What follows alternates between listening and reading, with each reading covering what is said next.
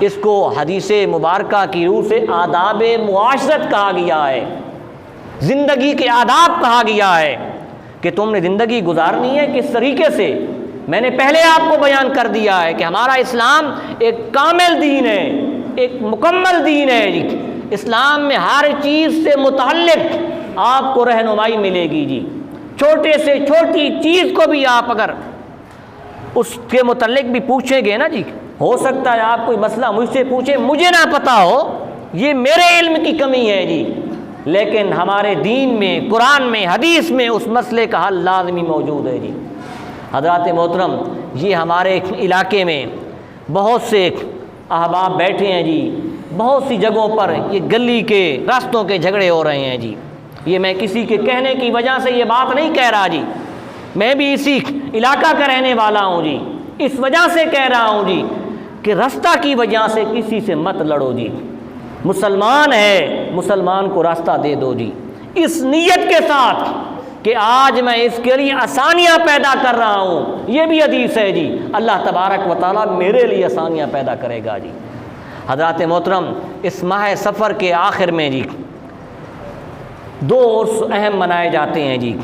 ایک اعلیٰ حضرت الشاہ امام احمد رضا خان فاضل بریلوی کا 26 سفر کو، اور دوسرا حضرت داتا علی حجویری کا جی۔ حضرت داتا علی حجویری علیہ رحمہ برے صغیر پاک و ہند میں 4 صدی میں یہاں تشریف لائے ہیں جی۔ اور آپ کو تھوڑی سی تاریخ بتاتا جاؤں کہ یہاں آپ کے زمانہ میں اس وقت محمود غزنوی کی حکومت تھی، محمود غزنوی کا بیٹا اس وقت یہاں حکومت کر رہا تھا جی۔ محمود غزنوی نے اس برے صغیر پاک و ہند پر 17 حملے کیے ہیں۔ کتنے؟ 17 حملے جی۔ یہ ہماری زمین جو پنجاب کی خصوصی طور پر، اس زمین کے اوپر 17 حملے کیے ہیں، تب جا کر اس نے اس علاقہ کو فتح کیا ہے جی۔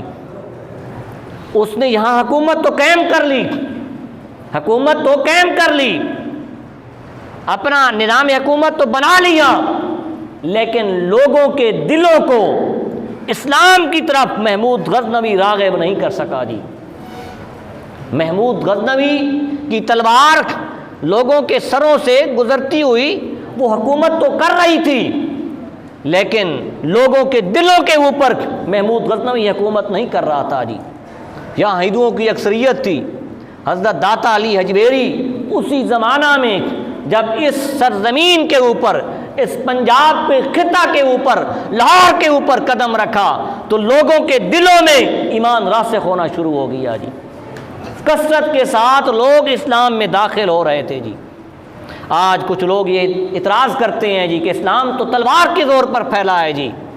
آپ بتائیں جی کس مورخ نے لکھا ہے جی کہ محمود غزنوی کے 17 حملوں کے بعد اتنے مسلمان اسلام میں داخل ہوئے؟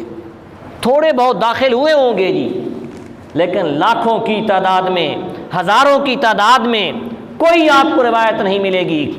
جب آپ حضرت معین الدین چشتی اجمیری کے واقعات پڑھیں گے، حضرت داتا علی حجویری کی سیرت کا مطالعہ کریں گے تو آپ کو پتہ چلے گا کہ کثرت کے ساتھ لوگ دائرہ اسلام میں اس وجہ سے داخل ہوئے کہ اسلام صوفیاء کرام کی زبان سے بیان ہو رہا تھا جی۔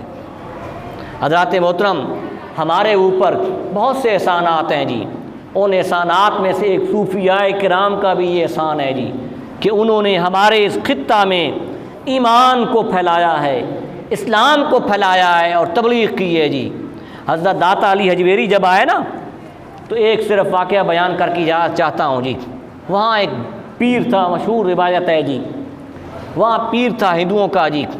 عورتیں صبح کے وقت اس کے پاس جا کر دودھ جمع کرواتی تھیں جی، دم کرواتی تھیں۔ جو عورت دودھ اس ہندو جوگی کو، ہندو پیر کو نہ دیتی تو اس کا دودھ خراب ہو جاتا جی۔ اس کے دودھ میں یا لسی میں یا اس کی دہی میں خون پیدا ہو جاتا تھا۔ حضرت داتا علی جب آئے تو یہ ایک دریا جو ہے، اس دریا کے کنارے کے اوپر بیٹھے تھے، عورتیں دودھ لے کر جا رہی ہیں۔ ایک دن بھی دیکھا، کچھ دن آپ نے دیکھا جی، ایک دن پوچھا ان عورتوں سے کہ تم کدھر لے کر جا رہی ہو؟ آگے اس طریقے سے ایک جوگی ہے جی، اس کے پاس ہم لے کر جا رہی ہیں جی۔ تو حضرت داتا علی حجویری نے کہا کہ ادھر میرے پاس لے کر آؤ، میں آج دم کر دیتا ہوں جی۔ کہا کہ ہمارا دودھ خراب ہو جائے گا، کہا کہ نہ میں اسے حصہ لوں گا، تمہارا دودھ بھی خراب نہیں ہوگا جی۔ آپ نے اس کے اوپر دم کر دیا، کہا کہ لے جاؤ جی۔ وہ لے کر گئی ایک عورت جی، یا 2 عورتیں تھیں جی۔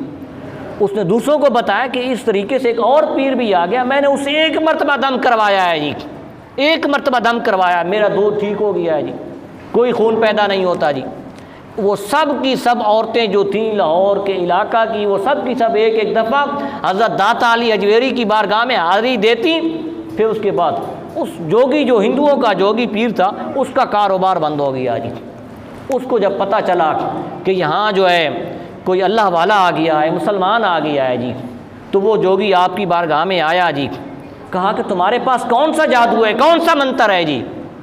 اور یہ بات یاد رہے ذہن میں کہ جو اللہ کا نیک بندہ ہوگا، متقی ہوگا، اس کے پاس کوئی جادو نہیں ہوگا، کوئی منتر نہیں ہوگا، اس کے پاس اللہ کی دی ہوئی طاقت ہوگی۔ جوگی نے اپنا جادو دکھایا اور وہ ہوا میں چلنا شروع کر دیا جی، جادو کے زور کے اوپر جی۔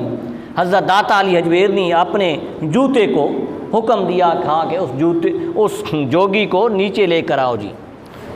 جوتے نے خود بغیر کسی سہارے کے اس جوگی کے اوپر، جو پرندے کی شکل میں ہوا میں چل رہا تھا، اس کے اوپر جوتے برسائے اور اس کو نیچے لے آیا جی۔ وہ جوگی جب نیچے آیا تو اس نے آ کر حضور داتا علی اجویری سے معافی مانگی اور دائرہ اسلام میں داخل ہو گیا جی۔ پھر وہ جوگی حضرت پیر مکی کے نام سے بھی ایک روایت میں ہے، حضرت پیر عبداللہ کے نام سے بھی ہے جی، وہ بعد میں پیر بن گیا جی، وہ اللہ کا نیک بندہ بن گیا جی۔ حضرات محترم، اس طریقے سے ان صوفیاء کرام نے دین کی تبلیغ کی ہے جی۔ یہ صوفیاء کرام کی جو تعلیمات ہیں ان کو بھی پڑھنا چاہیے جی۔ حضرت داتا علی اجویری کی جو کتاب ہے کشف المحجوب، وہ اس کتاب کا مطالعہ کریں، پڑھیں۔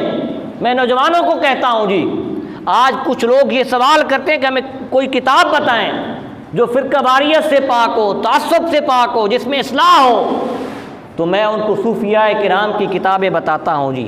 کشف المحجوب پڑھیں، رسالہ قشیریہ پڑھیں جی، اور جو تصوف کی کتابیں ہیں جی ان کو پڑھیں جی۔ آپ کو پتہ چلے گا کہ کس طریقے سے صوفیاء کرام نے ہماری اصلاح کی خاطر، نفس کی اصلاح کی خاطر اصول بیان کیے ہیں۔ دعا فرمائے کہ اللہ تبارک و تعالی ہمیں کلمات حق پر عمل کرنے کی توفیق عطا فرمائے۔